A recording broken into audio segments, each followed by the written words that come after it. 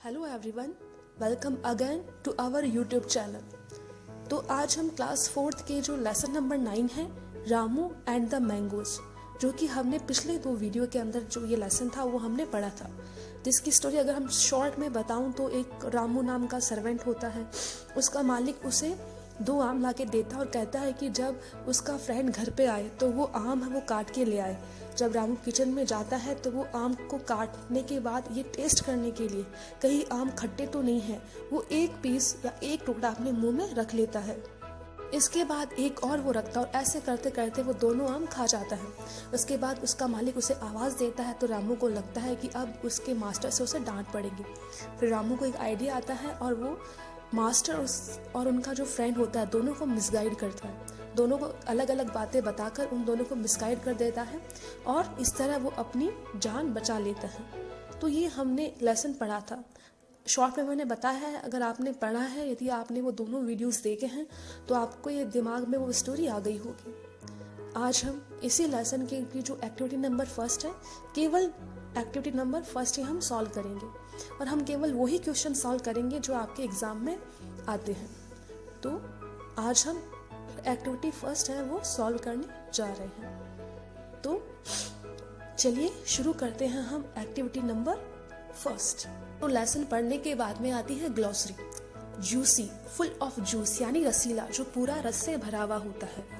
Sorry, taste like that of lemon, यानी जो खट्टा होता है। नींबू जो होता है, लेमन होता है, वो खट्टा होता है और उसे खट्टे को इंग्लिश में सॉर बोलते हैं।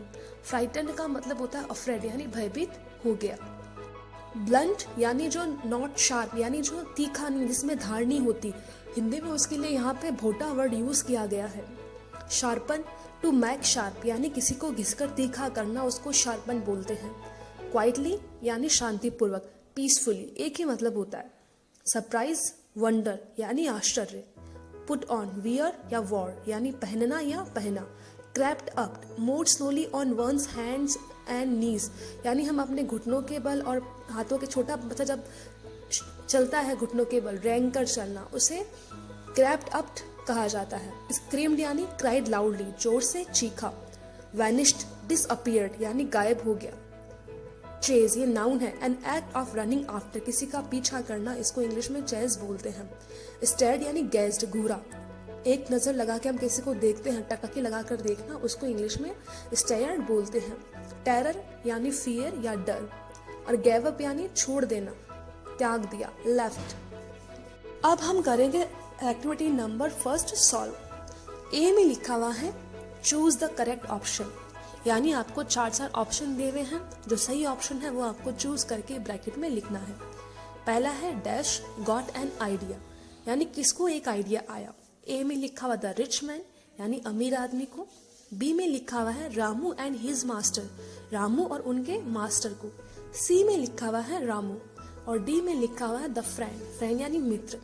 तो इसमें होगा रामू, सी, क्योंकि रामू को एक आइडिया आता है अपने मास्टर को और दोस्त को मिसगाइड करने का।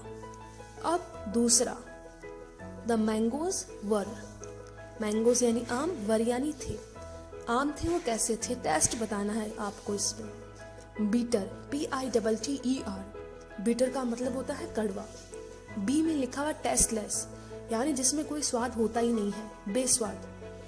उसके बाद में सी लिखा है SOUR, सॉर, सॉर यानी होता है खट्टा। और डी में लिखा हुआ है स्वीट, स्वीट यानी होता है मीठा। तो जो इस लेसन में हमने पढ़े थे मैंगोज के बारे में वो थे स्वीट, स्वीट यानी मीठा। तो इसमें होगा, इसमें हमें डी वाला भरना है। तो इस तरह पहले में सी और दूसरे में डी हमें खाली ब्रैकेट में भरना है। अब आता है 3 number, oh my goodness shows, यानी जब फ्रेंड बोलता है ओ माई गुडनेस तो वो क्या शो कर रहा होता है, उस वक्त उसके भाव क्या होते हैं। ए में लिखा हुआ सरप्राइज, यानी वो आश्चर्यचकित होता है। फियर यानी वो डर के मारे ऐसा बोलता है। सी एंगर, यानी गुस्से में वो ऐसा बोलता है। और डी वरी, चिंता में ऐसा बोलता है। तो इसमें होगा सरप्राइज, यानी ए, जब अपने दोस्त को देखता है ऐसा करता हुआ तो वो सरप्राइज हो जाता है। तो इसमें हमें भरना है ए। ये वाले क्वेश्चन आपको किताब के अंदर ही भरने हैं। अब हम करेंगे क्वेश्चन नंबर बी, जो कि आपको अपने कॉपी के अंदर करने हैं। इसमें लिखा हुआ है answer the following questions. Number 1 है इसमें what was the name of the servant, यानी सर्वेंट का नाम क्या था। ये क्वेश्चन है पहला।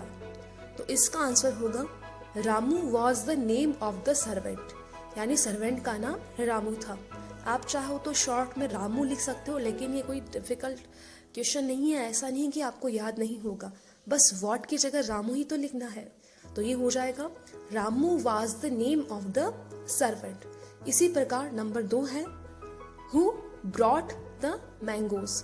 ब्रॉट का मतलब लाया, ब्रिंग की सेकेंड फॉर्म होती है ब्रॉट। हु यानी कौन, और मैंगोज यानी आम है वो कौन लाया।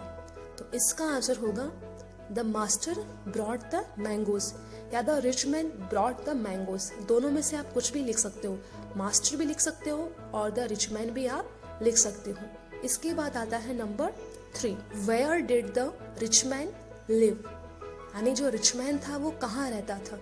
वेयर यानी कहाँ, रिच मैन यानी अमीर आदमी, और लिव यानी रहना। तो इसका आंसर होगा ही lived in A small town, यानी वो एक छोटे से कस्बे के अंदर रहता था। आप चाहो तो इतना भी लिख सकते हो, इन ए स्मॉल टाउन। अब बारी है नंबर 4 की। What idea came to Ramu's mind. What यानी क्या, आइडिया यानी तरकीब, कैम यानी आई, टू रामूज माइंड यानी रामू के माइंड में कौन सा आइडिया आया, उसके दिमाग में कौन सी बात आई। तो इसका आंसर होगा the idea of misguide his master and his friend came to Ramu's mind, यानी मास्टर अपने मालिक को और उनके फ्रेंड को मिसगाइड करने का आइडिया रामू के दिमाग में आया, क्योंकि रामू ने जो बातें उनको बताई थी वो दोनों ही गलत थी। ऐसा कुछ भी नहीं हुआ था जैसा रामू ने उन्हें बताया, बस उसने उन दोनों को मिसगाइड किया। तो ये होगा इसका आंसर। नंबर 5 है why did the friend run away. Run away यानी दौड़ गया, जो दोस्त था वो क्यों भाग गया वहां से। तो इसका आंसर होगा बिकॉज ही वॉज फ्राइटन, क्योंकि वो डर गया था, इसीलिए वो वहां से भाग गया। अब आता है number 6, how many mangoes did the master bring in the end. How many यानी कितने, संख्या में, मैंगोज यानी आम, मास्टर यानी मालिक, ब्रिंग यानी लाया, इन द एंड अंत में मास्टर कितने आम लेके आया। तो इसका आंसर होगा 2 मैंगोज, यानी लास्ट में जो मास्टर था वो 2 आम लेकर आया। तो ये क्वेश्चन है वो आपको अपनी कॉपी के अंदर करने हैं।